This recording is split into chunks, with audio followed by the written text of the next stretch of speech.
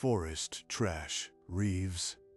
That's what you are lining your house with. Inside the cabin, Daniel Reeves didn't flinch. He simply pressed another handful of moss into the open ceiling cavity. Moss kept the forest floor warm for 1,000 winters.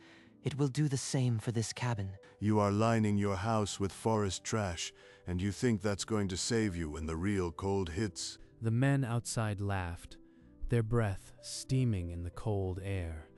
But Daniel's hands never slowed. By the time the first snowflake drifted past the frost-glazed window, the ceiling cavity was nearly packed tight, and the room felt different, quieter. His dog, Rusty, watched from below, tail wagging slowly, as if he knew something the others didn't. Let them laugh.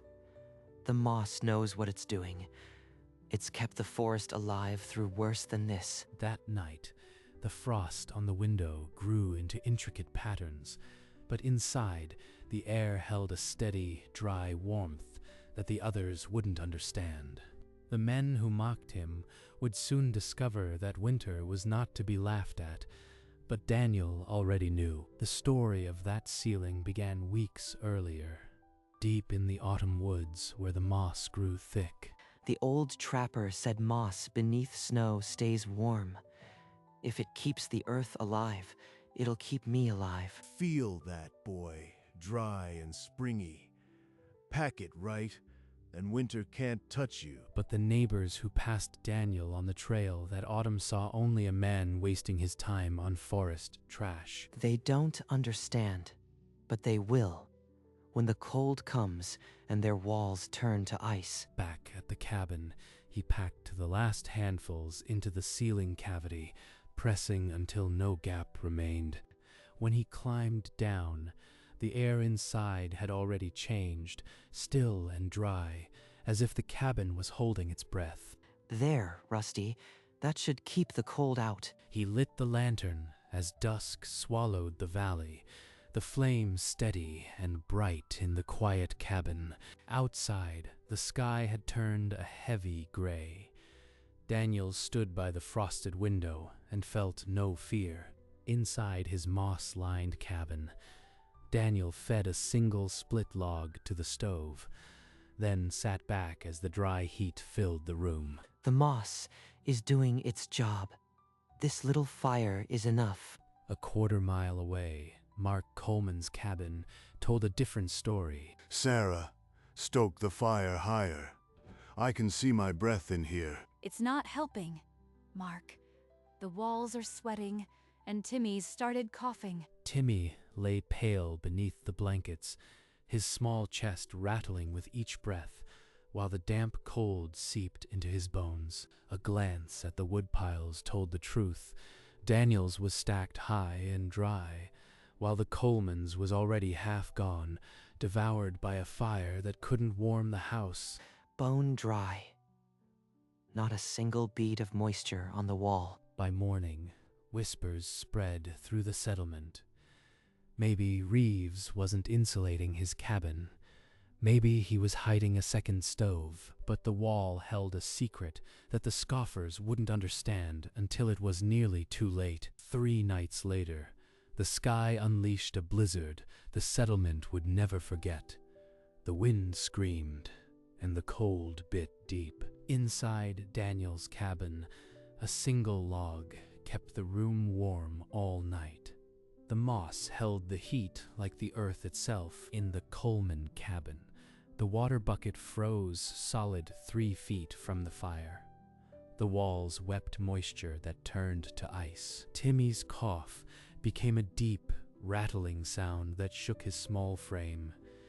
Each breath was a struggle. Mark, we're losing him. This cold is killing him in his sleep. Number, not my boy.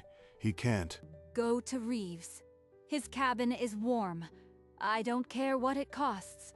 Just save our son. I'll go, even if I have to beg the man I laughed at. Mark wrapped himself in every layer he owned and stepped into the white fury, his son's breath rattling in his ears. His fist hovered at the door of the man he had mocked, and the storm howled on. Daniel opened the door before the third knock, his face calm, as if he'd been expecting them. Get inside, both of you. Bring the boy to the fire. Quick, before the cold follows you in. Sarah stumbled inside with Timmy. The dry heat hit them like a wall, and the frost on their coats melted at once. His breathing. It's easier. The rattle's fading. They laid Timmy near the stove. Within minutes, the blue tinge left his lips, and his small chest rose and fell in a steady rhythm. This place isn't just warm. It feels different. My bones stopped aching the moment I stepped inside. It's not just the warmth, it's the air. The moss keeps it dry. Mark reached out and touched the moss-packed wall, his fingers pressing into the dry, springy fibers. He frowned, not understanding. Sarah knelt beside Timmy, her tears no longer from fear. Outside, the blizzard screamed. But inside, hope had kindled, though the moss's deepest secret remained hidden. Daniel pulled a clump of dried moss from a sack and pressed it into Mark's hand. This moss does more than keep heat. It drinks the damp right out of the air. Touch the wall behind the moss, Mark. Bone dry. That's why your boy can breathe easy. His walls are dry and mine were weeping ice. What have I been doing? Wet, cold, steals heat 10 times faster. Mark, your fire couldn't win that fight. You mean it wasn't just the cold, it was the wet. All that wood we burned. In his mind, Mark saw his own cabin. Frost on the walls, moisture slithering down the logs. Shame tightened his throat, not from pride, but from the weight of what his blindness had almost cost. The cabin held its breath, the secret of the moss still only half told. Outside, the blizzard raged, but inside, an old wisdom was finally being heard, and the hardest words were yet to come. Timmy's fever broke that hour. His eyes open, the rattle quieting to a soft, steady breath. Look at him, Mark. He's breathing easy. It's like the sickness just let go. His child was alive because of moss, because of a man he'd mocked. How did Reeves know this? Daniel, where did you learn this? Not from any farmer I know. I need to understand. Daniel's hand drifted toward the worn leather journal on the shelf, and for a moment he said nothing. A man named Elias Thorne. He survived a winter in the northern mountains that killed his entire party alone. The name meant nothing to Mark, but the silence that followed pressed harder than the blizzard outside. He taught me that damp kills faster than cold. Moss was how he lived when everyone else froze. Sarah touched Timmy's forehead, cool now, and looked at Daniel with eyes that held no more fear. The story that followed would finally prove Daniel wasn't eccentric. He was a guardian of something older. It began 12 years earlier, in a clearing deep in the northern woods, where a young Daniel stumbled upon a trapper's camp. You are miles from any settlement, boy. What are you doing out here in the cold? Sit down, boy. You look half frozen. I'll show you something that'll keep you alive. This is gold. Peel the outer bark, but keep the inner moss. Dry it right, and winter can't touch you. For hours, Elias showed Daniel how the moss trapped air and pulled moisture from the breath of men and beasts. Back in the present, Daniel pulled back a board and revealed the layers, dried moss and leaves packed with a trapper's care. I dried every handful for 2 full summers before I trusted it. Elias called it the poor man's stone. I called it forest trash. His laugh was bitter and broken, heavy with grief for his own foolishness. The strongest walls couldn't hold heat if they were wet. Elias Thorne had known that, and so did the man who'd mocked it. Inside his supply shed, Daniel stared at the few remaining bales. Outside, The wind carried the voices of the desperate. They know Timmy is alive, Daniel. Every family with a sick child is begging for what you have. Then they'll have it. The moss can be regrown. The children can't. He heaved the largest sack onto his shoulder and strode into the snow, his dog following at his heels. You'll run out. That was your winter supply. What will you do when it's gone? Then I run out, but I'll run out warm, knowing my neighbors are too. That was the moment the mockery died. Not because the cabin held heat, but because Daniel gave away the thing that made it possible. By sundown, the first neighbor's cabin was being packed tight. Hands that once pointed in ridicule now stuffed moss into cracks, but not everyone believed. A few shut their doors and burned twice as much wood, convinced the moss was a fool's gamble. Daniel's shed stood nearly bare, but his heart was full. The real test of the moss had only just begun. 3 days later, a grim-faced neighbor pulled Daniel aside, pointing at a wall where damp moss had begun to rot. This is wet moss. It'll rot your walls and steal heat, not keep it. You need bone-dry moss, packed tight. His warning came too late. That night, heavy wet snow piled on a poorly insulated roof until the beams gave way. Daniel and Mark were among the first to reach the wreckage, lanterns swinging as they clawed at the debris. There's someone under here. Help me lift this beam. By dawn, the family was safe, wrapped in blankets inside Daniel's cabin. But the lesson was carved into every face. Standing beside the collapsed cabin, Marks stared at the broken timbers and the sodden moss that had failed them. It wasn't enough to just stuff moss in the walls. You had to do it right, or you'd trade one danger for another. That morning, even the scoffers began to drag fresh-cut logs toward the drying racks, no longer laughing. In the wreckage, the settlement saw the difference between a good idea and true knowledge and the cost of getting it wrong. That evening, Mark called the settlement together. He stood on a stump, his voice hoarse but steady. I said Daniel Reeves was crazy, but my boy is alive today because of that forest trash I mocked. I was wrong, not just about the moss, about my own stubborn pride. I nearly let it kill my son. A murmur passed through the crowd. They had all heard the whispers. Now they heard the apology. Daniel, will you teach us? I'll be the first to learn, and the last to ever laugh again. There's no shame in being wrong, Mark, only in refusing to learn. Let's get to work. By the next morning, work crews were organized. Daniel taught them to sort and dry the moss properly. Timmy, now able to stand, helped carry small bundles, his father watching with damp eyes. This settlement almost died from pride. But look at us now. Home by home.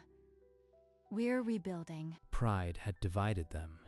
Survival was rebuilding the bridge, one moss-packed wall at a time. For 3 weeks, the blizzard held the valley in an iron grip, but the moss-insulated cabins stood firm against the screaming wind. Inside Daniel's cabin, the stove held only a few embers, yet the walls remained dry and the air warm. Still dry. Not a single crack of frost. Mark, splitting the last of a large woodpile, stared at the stack in disbelief. We used so little wood. My bones remember shivering, but the cabin never felt cold. That's the moss. It gives you back your wood and your strength. For the first time in weeks, the sound of wind was only that. Wind. It no longer carried through walls. Settlement roofs, once weeping ice, now held their snow like white blankets, and inside, children slept without coughing. Daniel and Mark walked the snow-packed paths between cabins, no longer as student and teacher, but as equals. The worst had passed, but the true legacy was just beginning to stir beneath the snow. When the first travelers from the next valley arrived, they expected funerals. Instead, they found children laughing. An old trapper named Elias Thorne figured it out. Daniel just had the sense to listen. He led them to the drying racks where families were preparing moss for the next winter, no longer skeptics. Inside Daniel's cabin, he opened the trapper's journal, pointing to a faded sketch of moss and the words, "Damp kills faster than cold." Elias Thorne lived when his whole party died. I just built what he taught me. The name Elias Thorne, once known only to the forest, began to travel the mountain passes. We were blind, all of us.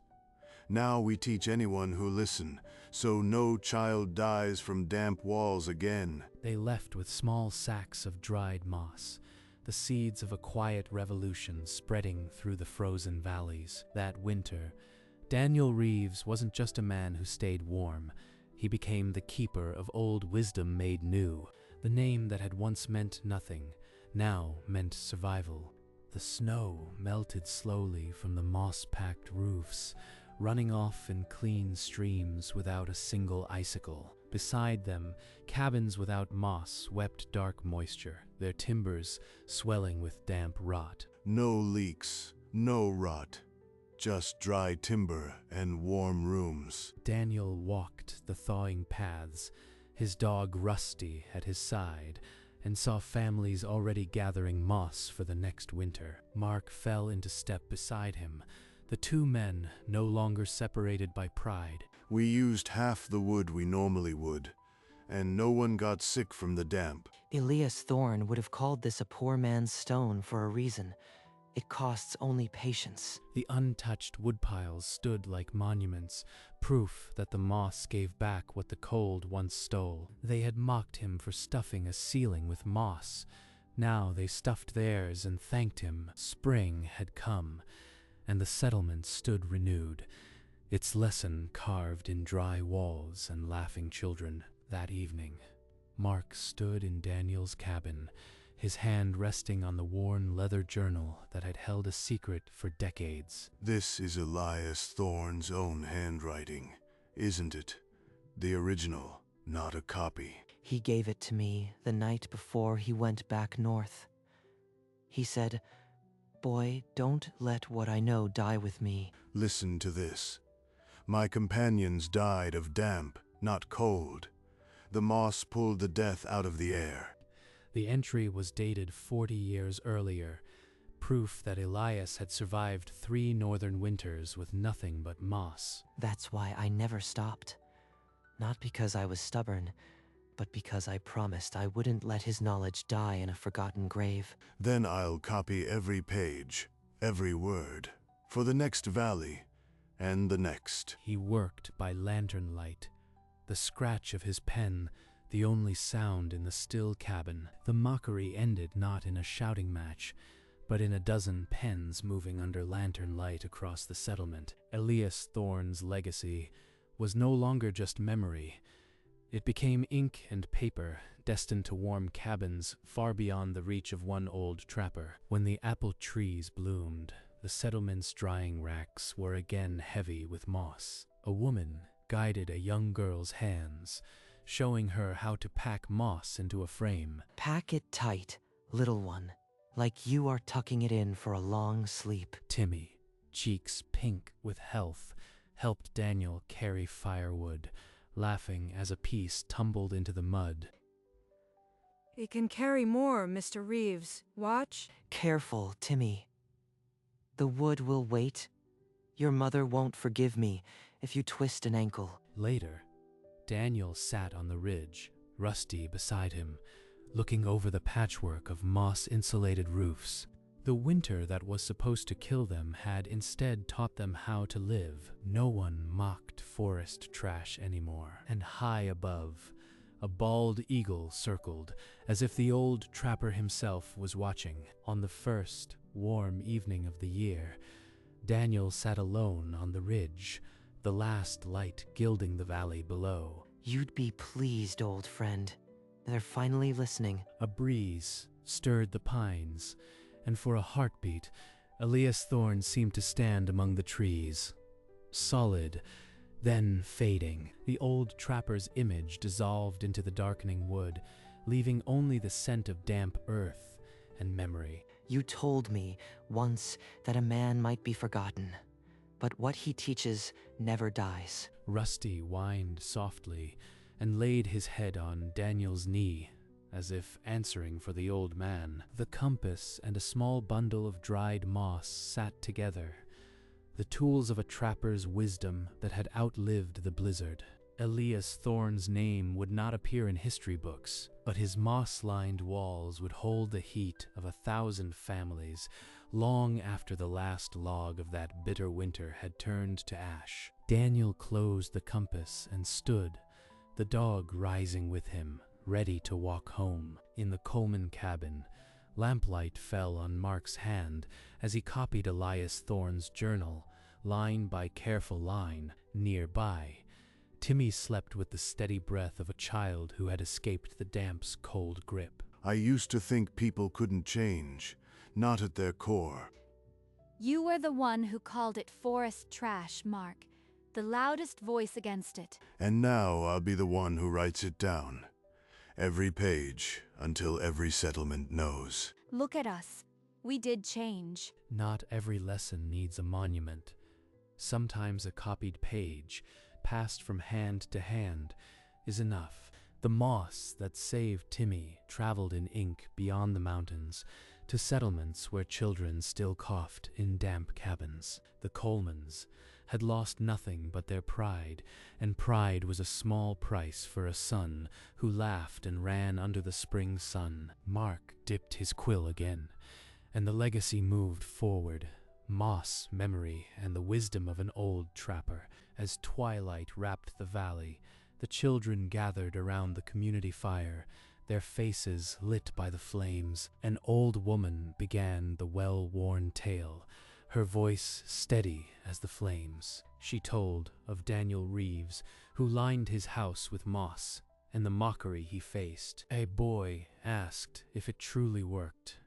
She pointed at the warm cabins. Daniel walked home on the far path, Rusty beside him, a small smile on his face. He disappeared into the twilight, leaving the children to their new legend. The story ended as always. Next time you gather moss, remember, that's not trash, that's gold. The children looked at the roofs with new eyes. In the end, the coldest winter became the warmest lesson they'd ever learn. And high above, a bald eagle soared, as if Elias Thorne kept watch forever. The first light of dawn touched the cabin, illuminating the moss and the eaves like a rough golden tapestry, a testament to one man's quiet wisdom. Rusty waited by the door, his tail wagging slowly, a silent guardian of the home that had defied the bitterest winter. A robin's clear notes cut through the stillness, the only sound in the crisp morning air, a melody of survival. Inside, the moss held the night's warmth, a quiet victory over the mountain's cold, keeping the shadows of damp at bay. No words were needed. The dry, warm walls spoke louder than any voice could, their silence a hymn of gratitude. They mocked him. His cabin held, and the forest kept them all alive. The robin sang on as the sun climbed, and Rusty closed his eyes in contentment, the promise of another warm night already kindling. Always, and far beyond the settlement, in a fold of the northern mountains, another cabin stood. It was old and small, nearly swallowed by the moss that Elias Thorne had taught the world to use. A patch of snow clung to its north-facing roof, but the walls were thick with green. Inside, there was no fire, no lamp, only the quiet proof that moss outlasts both winter and memory. High above, a bald eagle circled, its shadow passing over the forgotten shelter like a blessing. Then the image softened, and spring stole over the clearing. Wildflowers pushed through the melting drifts, and the moss on the roof grew thick and bright. The cabin blended into the forest, no longer separate, but a part of the endless cycle. Elias Thorne had no grave marker, but his lesson was etched into every wall that held heat. The mountains held their secret, and the wind carried it on. Back in the settlement, Daniel climbed down from his ladder, the last bundle of moss tucked into the eaves. Ready to teach the next town, Reeves? They sent a rider asking for you. As long as there's moss, there's a lesson. It belongs to no one man. Mark extended his hand, and Daniel took it. No longer the man who had been mocked, but a trusted friend. Rusty barked happily, circling their feet as if celebrating the change he had always believed in. We'll teach them together, like we should have from the start. Both men laughed, the sound carrying over the moss-covered roofs and out into the wide valley. So the mockery became a promise, and a man's ceiling became a settlement's shield against the cold. And that is how a man's ceiling became a settlement's promise. The screen fades to black, the sound of Rusty's tail fading into a gentle breeze.